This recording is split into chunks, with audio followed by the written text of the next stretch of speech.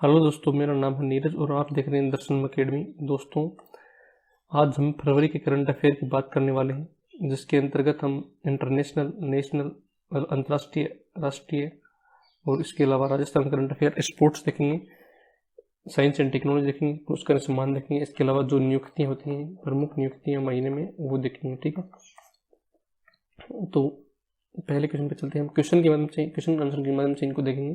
तो पहले क्वेश्चन पे चलते हैं। अंतर्राष्ट्रीय बौद्धिक संपदा सूचकांक में भारत को कौन सा स्थान प्राप्त हुआ है? तो बौद्धिक संपदा सूचकांक में ये जो एक एजेंसी है अमेरिका, यूएस की, यूएस चैम्बर ऑफ कॉमर्स के द्वारा निकाला जाता है। ठीक है, यूएस की ये है। ठीक है, अब इसमें भारत को 43वां स्थान प्राप्त हुआ है। ठीक है, 43वां स्थान प्राप्त हुआ है। कितने देशों में? 55 देशों में। तो आपको 43 स्थान याद रखना जरूरी है। 55 देश आप नहीं याद रखो, कोई दिक्कत नहीं है। ठीक है, तो कौन सा स्थान प्राप्त हुआ है? 43वां स्थान। ठीक है, 43वां स्थान। नेक्स्ट पे चलते हैं। हाल ही में भारत और किस देश के मध्य नवीकरणीय ऊर्जा के आशय पत्र पर हस्ताक्षर किए? तो नवीकरणीय ऊर्जा क्या होती है? सोलर होती है, जैसे विंड होती है, जो कि क्या है, जिसका स्रोत क्या हो? अनलिमिटेड हो। ठीक है, जैसे सूर्य है, अनलिमिटेड है, वायु है, हवा है, अनलिमिटेड है। ठीक है, तो ये नवीकरणीय ऊर्जा है कि आशय पत्र पर हस्ताक्षर किए। तो ऑस्ट्रेलिया के साथ किया। ठीक है, ऑस्ट्रेलिया के साथ किए। इसका आशय पत्र का उद्देश्य क्या है?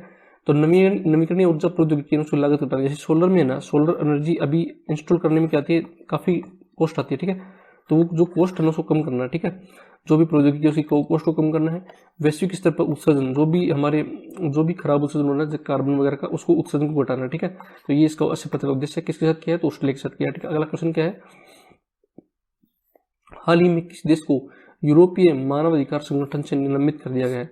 यूरोपीय मानवाधिकार संगठन से, तो अपने को पता है भाई, ये रूस है ना, जो रूस, वो क्या है, एशिया और यूरोप दोनों का पार्ट है। ठीक है, और आजकल रूस की क्या है, यूरोप के साथ बनने की अनबन चल रही है। ठीक है, अनबन चल रही है क्योंकि उसने यूक्रेन पर हमला कर दिया है, इसलिए सारे देश उससे खपाएं।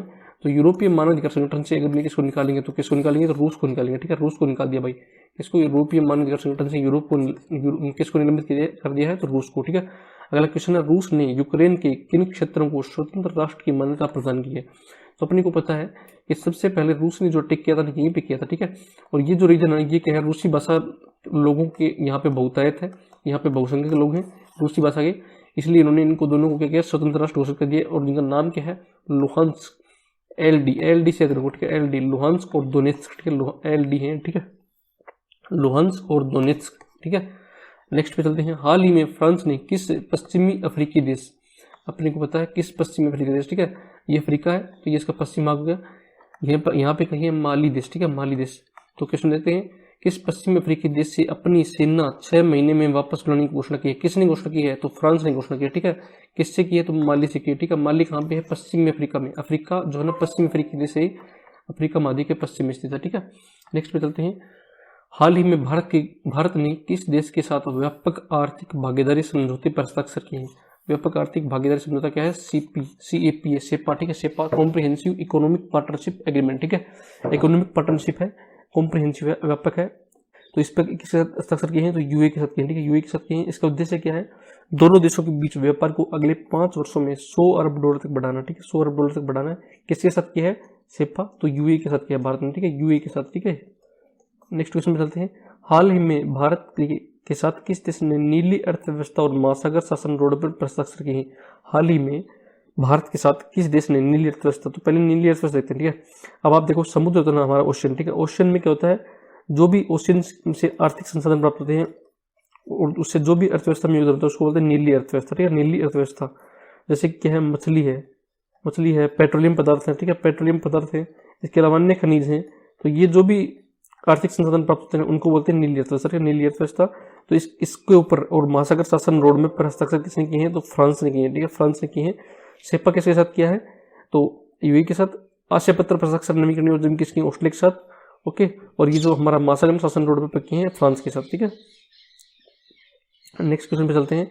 हाल ही में इकोनॉमिस्ट इंटेलिजेंस यूनिट द्वारा जारी लोकतंत्र सूचकांक 2021 में भारत को कौन सा स्थान प्राप्त हुआ? तो इसको भारत का स्थान प्राप्त हुआ 46 पर। ठीक है, ये लोकतंत्र सूचकांक 2021 है, इसको इकोनॉमिस्ट इंटेलिजेंस यूनिट द्वारा जारी किया गया है और 46वें स्थान इसमें भारत को प्राप्त हुआ है।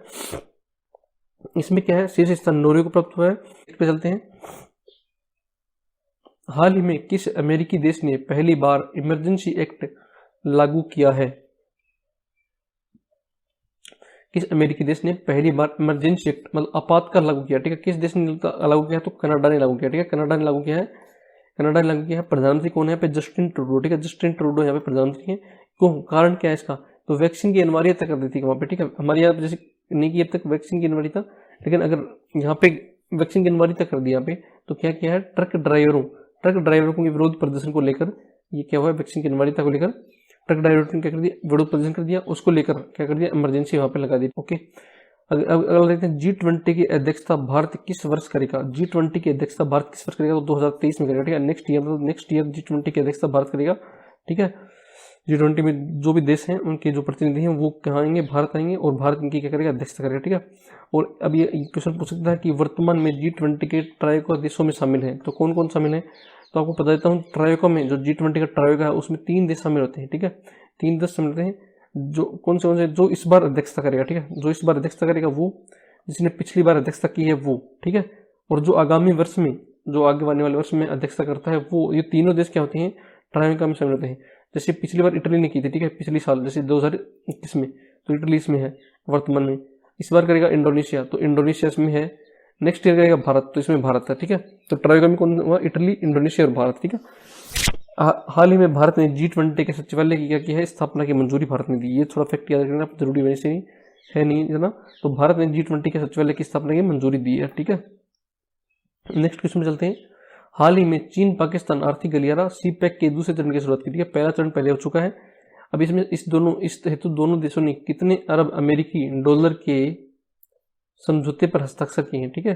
समझौते पर हस्ताक्षर किए हैं, तो 60 अरब अमेरिकी डॉलर के समझौते पर हस्ताक्षर किए हैं, ठीक है। वैसे इतना इंपॉर्टेंट नहीं है, थोड़ा सा याद रखो। CPEC कहाँ स्थित है, तो पाकिस्तान के ग्वादर बंदरगाह से चीन के जीजियांग प्रांत, जैसे ये चीन हमारा, ठीक है। चीन तो इधर जीजियांग प्रांत है, यहाँ से है, और इधर ये पाकिस्तान, तो इसमें ये अरब सागर है, इधर के साइड कौन क्या है, ग्वादर पोर्ट है। ग्वादर पोर्ट से यहाँ तक ये है हमारा CPEC, ठीक है। CPEC है चीन पाकिस्तान इकोनॉमिक कॉरिडोर है, चीन पाकिस्तान आर्थिक गलियारा, ठीक है। एक फैक्ट देते हैं कि भारत ने, अगला ये क्वेश्चन तो खत्म हो गया यहाँ तक ही, अगला फैक्ट देते हैं। भारत ने शीतकालीन ओलंपिक 2022 जो कि चीन में हुआ था फरवरी में, ठीक है, का राजनयिक बहिष्कार किया।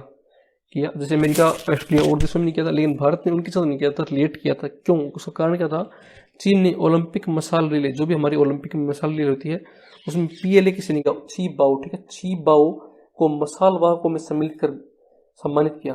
जो भी मसाल वाहक थे उनमें क्या किया, सम्मिलित कर उसको सम्मानित किया, ठीक है। सम्मानित किया उस व्यक्ति को, छीबाओ को, ठीक है, छीबाओ को सम्मानित कर दिया।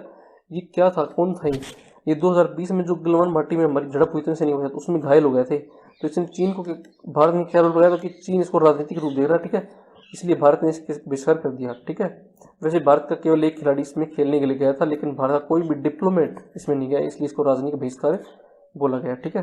नेक्स्ट क्वेश्चन में चलते हैं। भारतीय आयात निर्यात बैंक मतलब क्या है, एक्सपोर्ट इंपोर्ट बैंक मतलब एक्जिम बैंक। एक्जिम बैंक ने क्या किया है, किस देश को पेट्रोलियम उत्पादों के वित्त पोषण हेतु क्या किया है, ऋण सुविधा उपलब्ध करवाई है। तो किसको करवाई है, श्रीलंका को करवाई है, श्रीलंका को करवाई है, क्योंकि श्रीलंका आजकल क्या कर रहा है, उसमें आर्थिक संकट से गुजर रहा है, इसलिए उसने भारत ने उसको क्या किया है, पेट्रोलियम जो भी उत्पादन, पेट्रोल, गैस, डीजल, उसको खरीद करने के लिए क्या किया है, ऋण सुविधा उपलब्ध कराई है। कितनी, $50 करोड़ की, ठीक है, $50 करोड़ की। अगला, विश्व की पहली हाइड्रोजन से चलने वाली फ्लाइंग बोट का नाम क्या है, तो द जेट, ठीक है, द जेट है। विश्व की पहली हाइड्रोजन से चलने वाली फ्लाइंग बोट का नाम क्या है, द जेट, ठीक है, द जेट है। इसे दुबई में बनाया और लॉन्च किया जाएगा, ठीक है, दुबई में बनाया और लॉन्च किया जाएगा। नेक्स्ट पे चलते हैं। नेक्स्ट क्वेश्चन क्या है,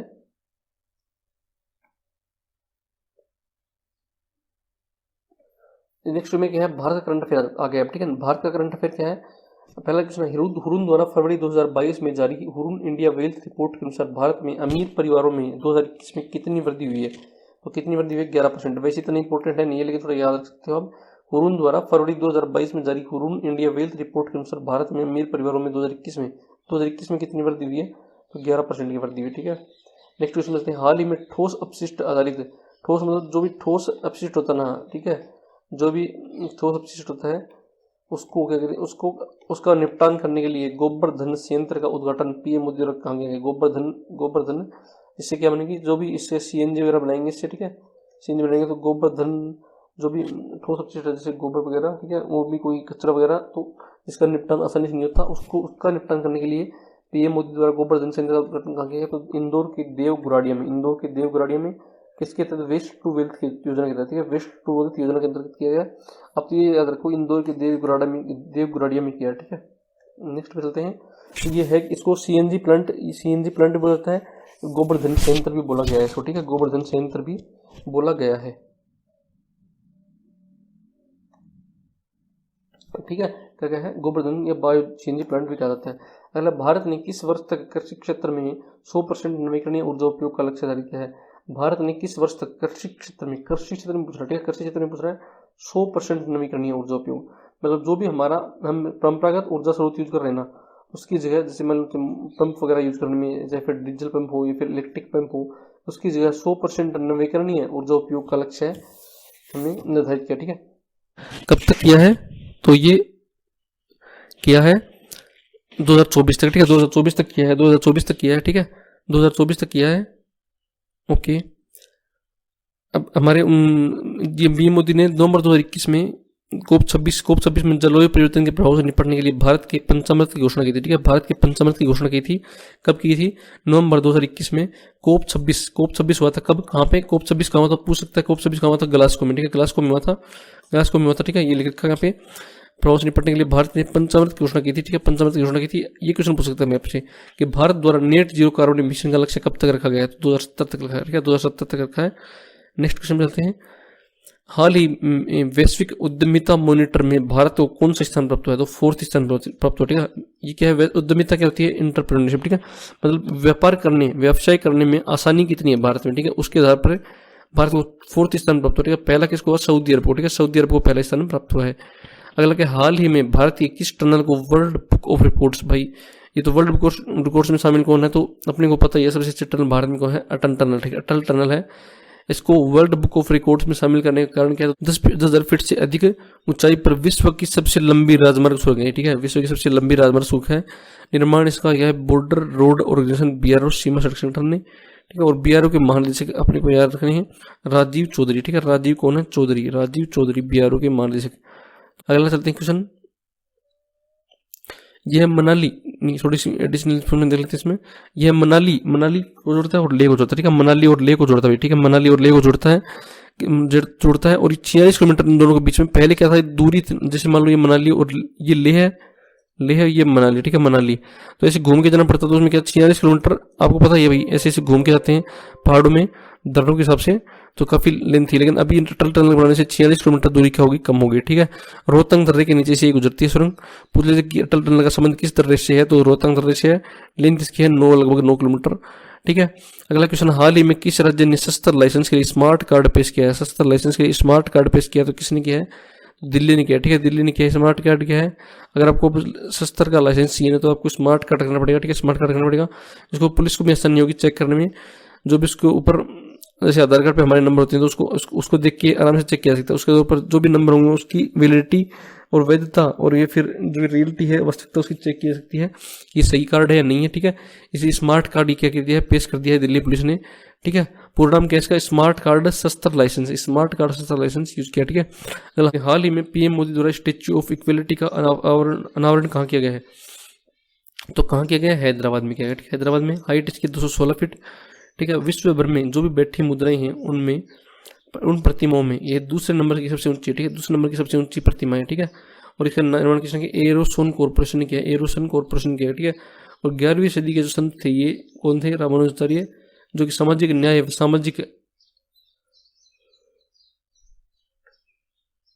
सामाजिक न्याय व सामाजिक समानता पर बल देते हैं, ठीक है, ओके। उनका जन्म कहाँ हुआ था, तमिलनाडु में हुआ था, ब्राह्मण परिवार में, ठीक है। और ये वैदिक दार्शनिक और सामाजिक सुधारक थे, ओके। अगला, हाल ही में देश के किन 2 अभ्यारण्यों स्थानों को रामसर साइट या आर्द्रभूमि के रूप में घोषित किया गया, ये क्वेश्चन इंपोर्टेंट बन जाता है भाई, ठीक है। किसको घोषित किया है, तो 2 किसी, एक गुजरात में, एक यूपी में, ठीक है। बखीरा, पहला देते हैं खिजादिया वन्य जीव अभयारण्य, खिजादिया क्या है, खिजादिया वन्य जीव अभ्यारण्य, खिजादिया, और एक है बखीरा, ठीक है, बखीरा, खिजादिया, ठीक है, खिजादिया और बखीरा, ठीक है, खिजादिया और बखीरा वन्य जीव अभ्यारण्य, ये गुजरात में, यूपी में, ठीक है। ये स्टेट भी इनके। वर्तमान में कुल कितनी आर्द्रभूमि है भारत में, 49, ठीक है, 49 आर्द्रभूमि भारत में, ठीक है। विश्व आर्द्र दिवस कब मनाया जाता है? 2 फरवरी को। 2 फरवरी को मनाया जाता है तो क्योंकि 2 फरवरी 1971 को रामसर भूमि कन्वेंशन हुआ था। रामसर कन्वेंशन हुआ था। इसके तहत जो भी संधि है उसके तहत ये बनाया जाता है 2 फरवरी 1971 को रामसर भूमि का दिवस मनाया जाता है। ठीक है, रामसर विश्व आर्द्र भूमि दिवस मनाया जाता है। ठीक है, नेक्स्ट क्वेश्चन पे चलते हैं और जो कि हमारे लास्ट स्लाइड होगी। गणतंत्र दिवस परेड 2023 में किस राज्य की झांकी सर्वश्रेष्ठ रही? किस राज्य की झांकी सर्वश्रेष्ठ रही? तो यूपी की झांकी रही। ठीक है, यूपी की झांकी रही। इसका विषय क्या था? एक जिला एक उत्पाद तथा काशी विश्वनाथ धाम पर आधारित थी। ठीक है, ये पूछ सकते हैं एक जिला एक उत्पाद किस राज्य से संबंधित है? तो यूपी से संबंधित है, यूपी से संबंधित है। और ये हमारे यूपी रखना, ये ज़्यादा कोई काम का है नहीं है। अगला है, हाल ही में किस राज्य द्वारा नीट परीक्षा विरोधी बिल पारित किया गया? ठीक, नीट परीक्षा विरोधी पारित किया गया। तो किसने पारित किया? तमिलनाडु ने पारित किया। ठीक, तमिलनाडु ने पारित किया। हाल ही में किस राज्य का एक जिला, किस राज्य का एक जिला जल जीवन मिशन के तहत घर घर जल पहुंचाने वाला देश का 100वां जिला बना? ठीक है, 100वां जिला बना है। 100वां जिला कौन बना है? तो चंबा बना। ठीक है, चंबा कहाँ पे है? हिमाचल प्रदेश में। ठीक है, चंबा कहाँ पे है? हिमाचल प्रदेश में। ठीक है, चंबा हिमाचल प्रदेश में है। तो ये हमारा अभी खत्म होता है। अगर आपको और वीडियो ऐसे चाहिए करंट अफेयर की तो आप क्या कर सकते हो? कमेंट करो, लाइक करो, इस वीडियो को लाइक करो। ठीक है, पहले तो फिर शेयर करो एंड इस चैनल को क्या करो? सब्सक्राइब करो। ठीक है, और इस पे बाकी कुछ बहुत ज़्यादा राजस्थान जीके की क्या है ट्रिक्स भी इस पे अवेलेबल हैं, इसलिए आप दर्शनम एकेडमी को क्या कर दो? सब्सक्राइब कर दीजिए।